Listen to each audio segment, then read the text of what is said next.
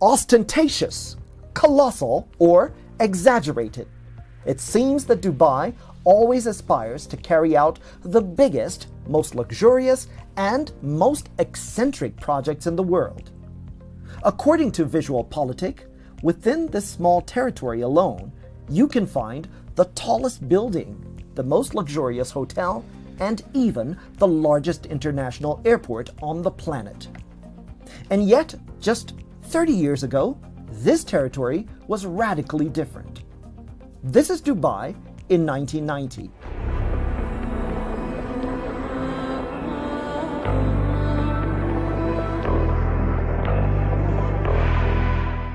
The growth process of Dubai is one of the fastest in human history.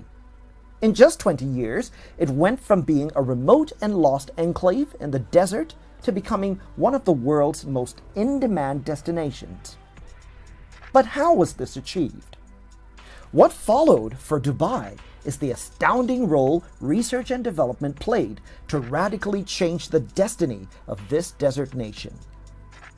In the United Arab Emirates, innovation is the result of iterative efforts by multiple stakeholders and is enhanced by their interactions as part of an overarching innovation system, or, as is commonly stated, an innovation ecosystem. The Mazda Institute of Science and Technology, or simply put, Mazda Institute, located in the capital of the UAE, is a key vehicle to achieve these foundational elements of innovation required for an economic transformation. The Mazda Institute was launched by the Abu Dhabi government in 2007 to play a key role in achieving the UAE's economic diversification goals. Developed in collaboration with the Massachusetts Institute of Technology, the Institute's vision is to be a world-class graduate-level research and educational institution that provides leaders in advanced energy and sustainability and positions Abu Dhabi as a knowledge hub for socio-economic growth. Within the context of this vision, Mazda Institute responds to the growing global need for products, services, and solutions relating to renewable energy, water, environment, and the fundamental material and information technologies that underpin economic growth. Its graduates become highly sought-after specialists in engineering and science, providing the UAE with a high-value cadre of professionals to power its economy. This is the principle that the Tertiary Education Trust Fund is seeking to inspire by coordinating a joint effort between government, industry, and academia in order to create a Nigerian industrial revolution. These are the chronicles of the journey to institutionalize research and development in Nigeria.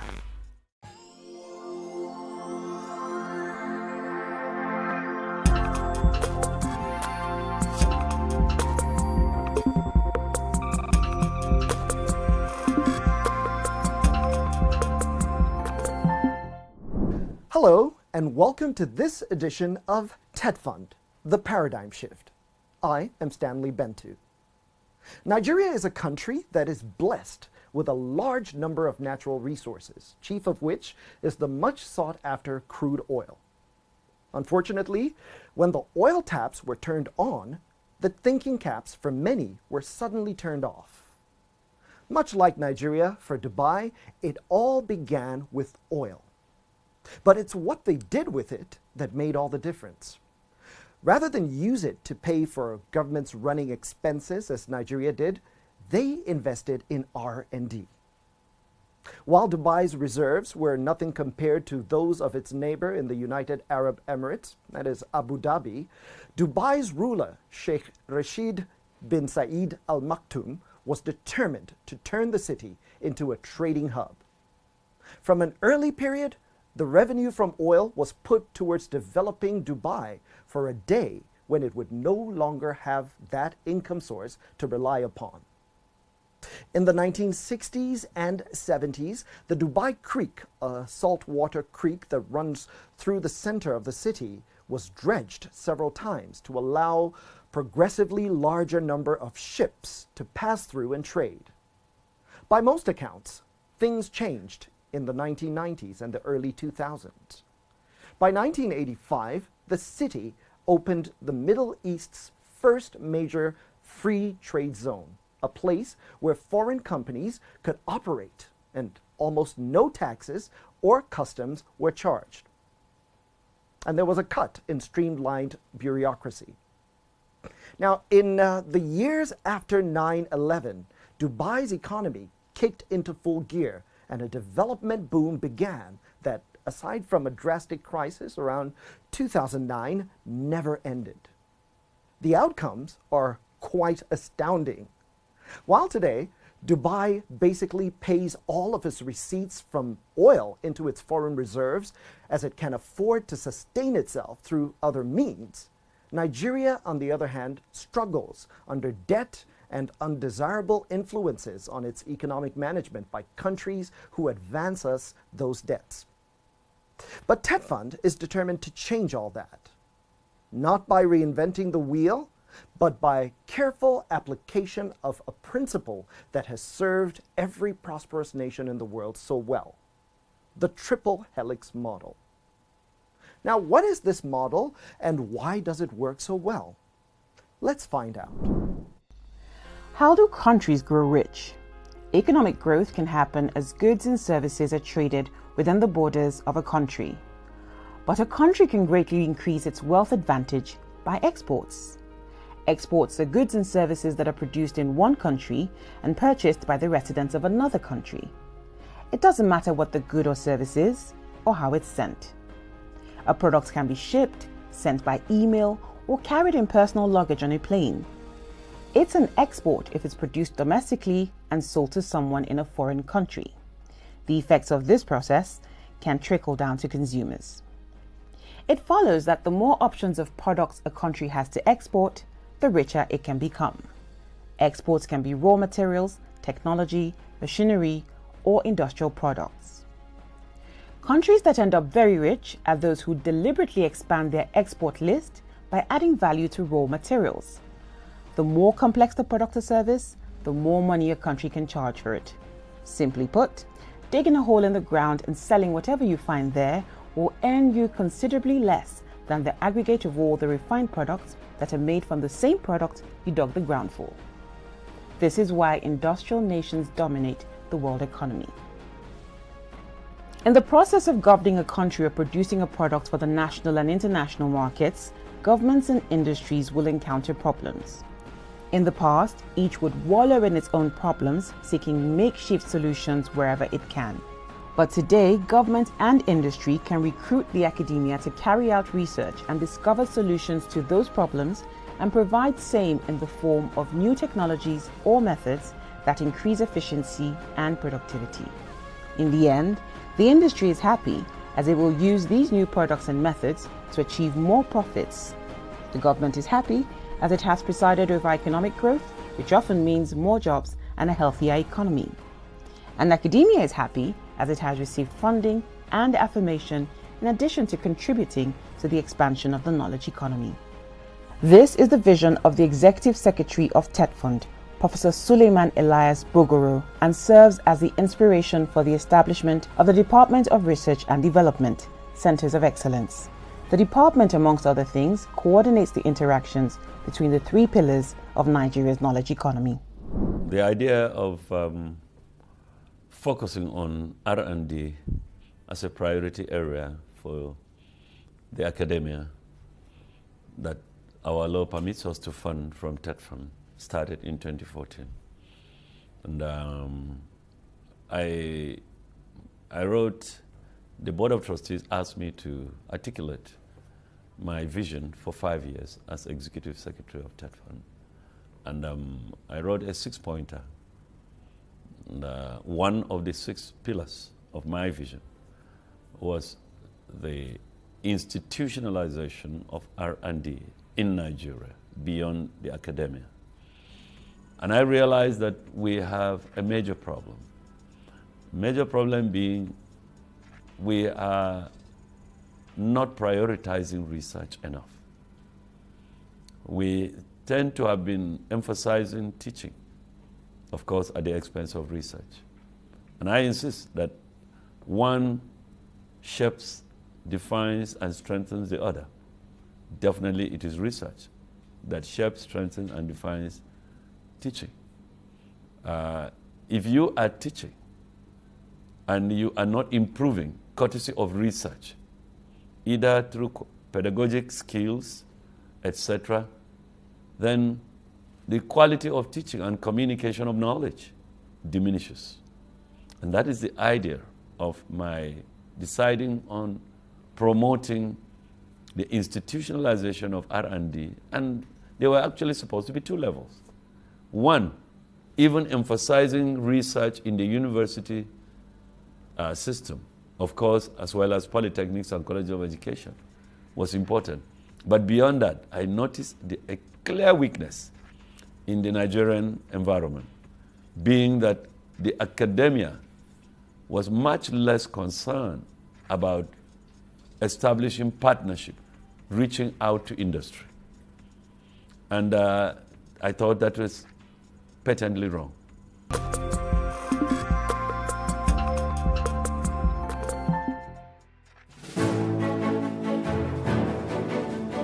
10 years ago, the federal government of Nigeria initiated a support and intervention agency for the Nigeria tertiary education, which has now made an indelible mark in the sands of time. Tertiary Education Trust Fund, TETFund. The Board of Trustees, management and staff of the Tertiary Education Trust Fund, TETFund, hereby invites stakeholders to its 10th anniversary. Special Guest of Honor, Honorable Minister of Education, Malam Adamu. Guest of Honor, Minister of State for Education, Honorable Chukwemeka Nwajoba. Chairman of the occasion, Olorokun Dr. Sunny Folorum Shokuku, OFR, FAS. Date, 16 December 2021. Venue, Transco Hilton, Congress Hall, Abuja. Time, 10 a.m. All COVID-19 protocols will be strictly adhered to. Professor Suleiman Elias Bogoro, Executive Secretary, Tertiary Education Trust Fund, TETFund. Announcer.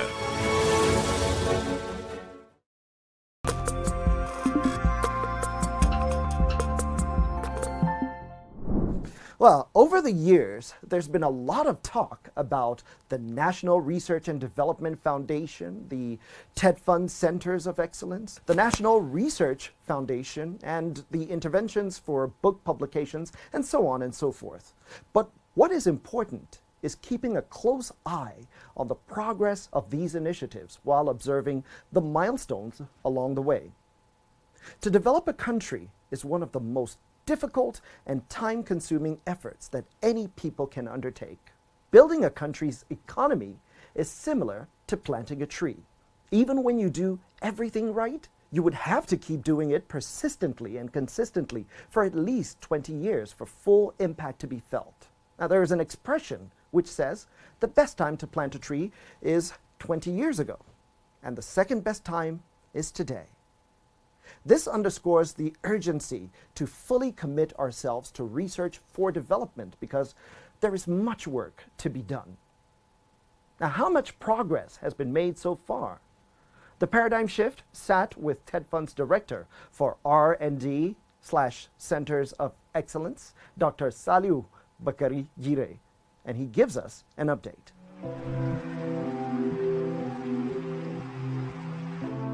A lot has actually happened, a lot has taken place, in fact, in all fronts.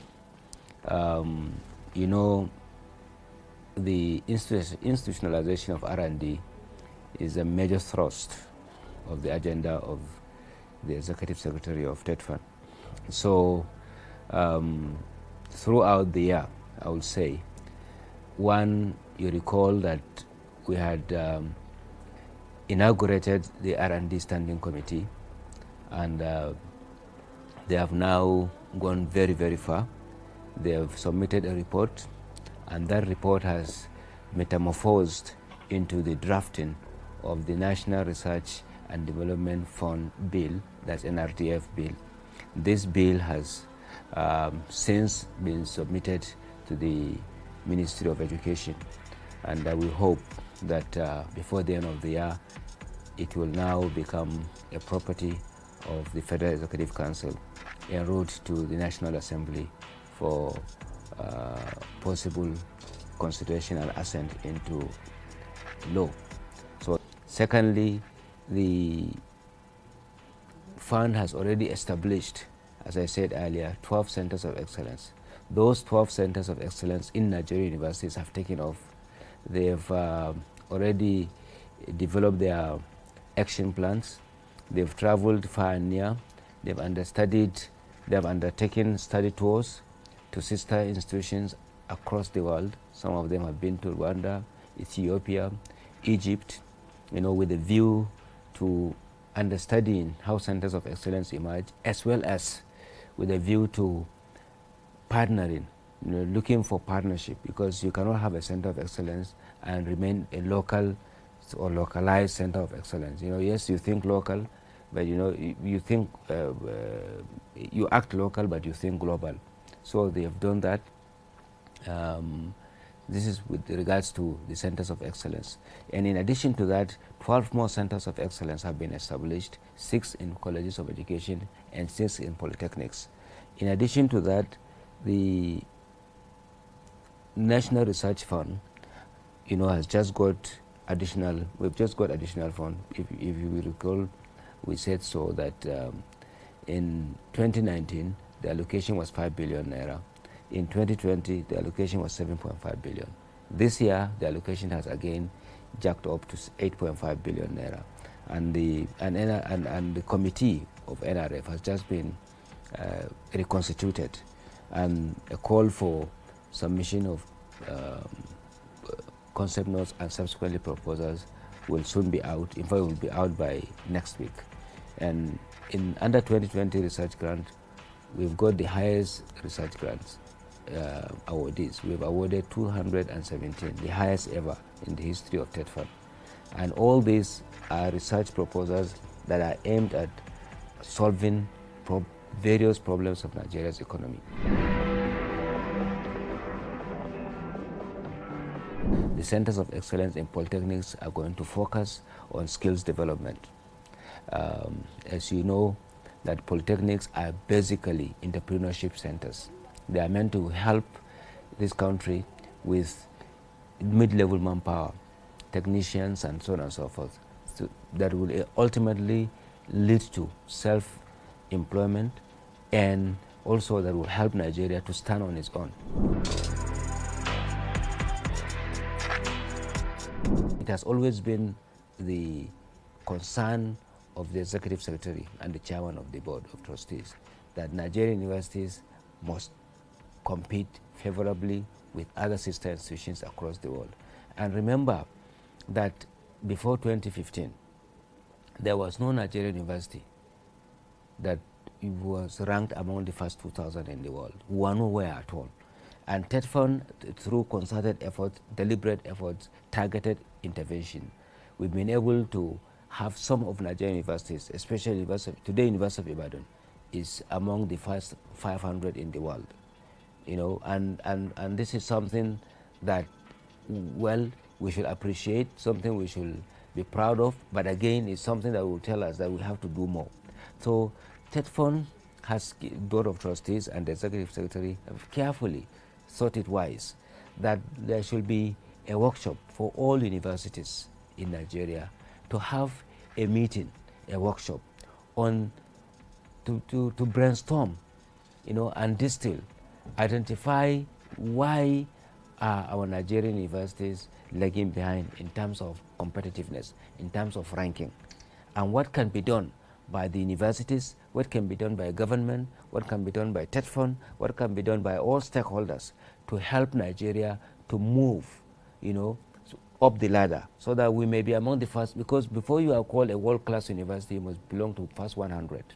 And for us to do that, everybody must be on board. So all the vice chancellors, in fact, all the key stakeholders, the vice chancellors, directors of academic programs, librarians, all of them from the south, have been gathered in Lagos to brainstorm and to first to understand what it takes for a university to be world class, what it takes to be competitive, and then to also identify where we are and the steps we need to take and the steps that we must take to make our universities competitive, to make our universities to be among the world class. This is actually what took place in Lagos.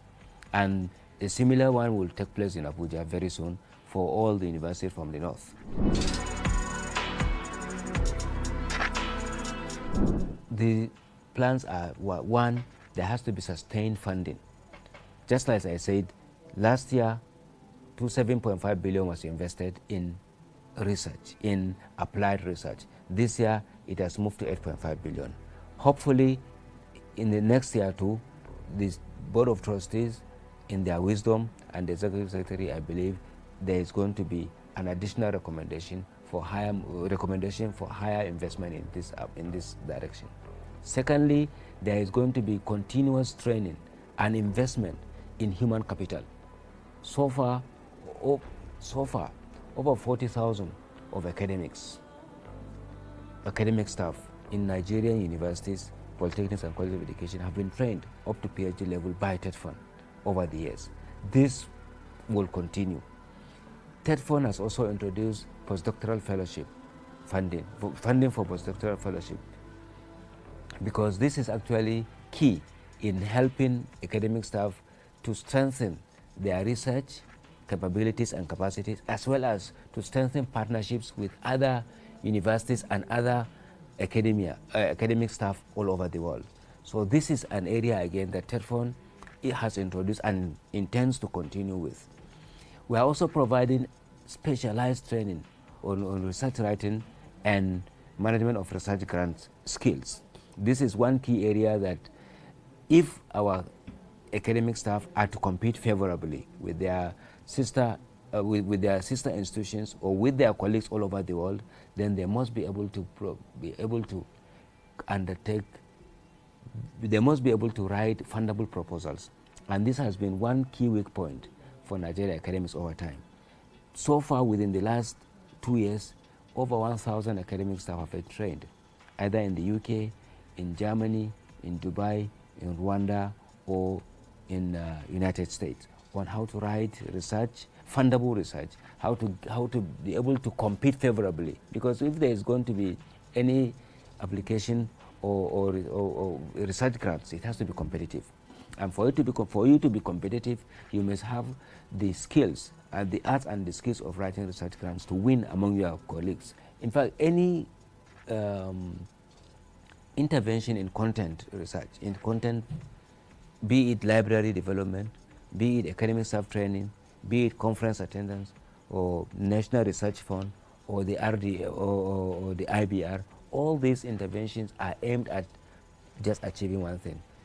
One, improve the capacity and capability of our academic staff to undertake cutting-edge research to solve Nigeria's problems. And two, to ultimately transform Nigeria into a knowledge economy.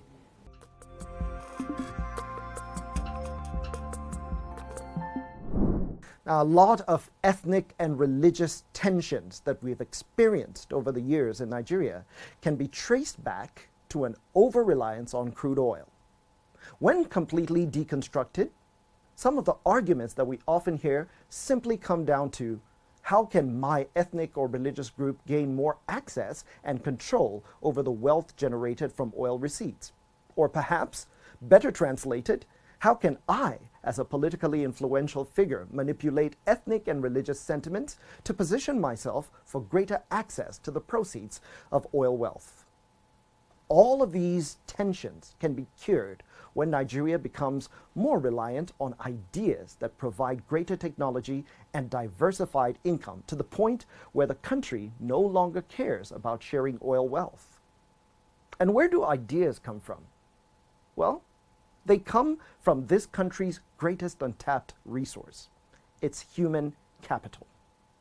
And that is the paradigm shift. Join us again next time. Until then, thank you for stopping by. Good night.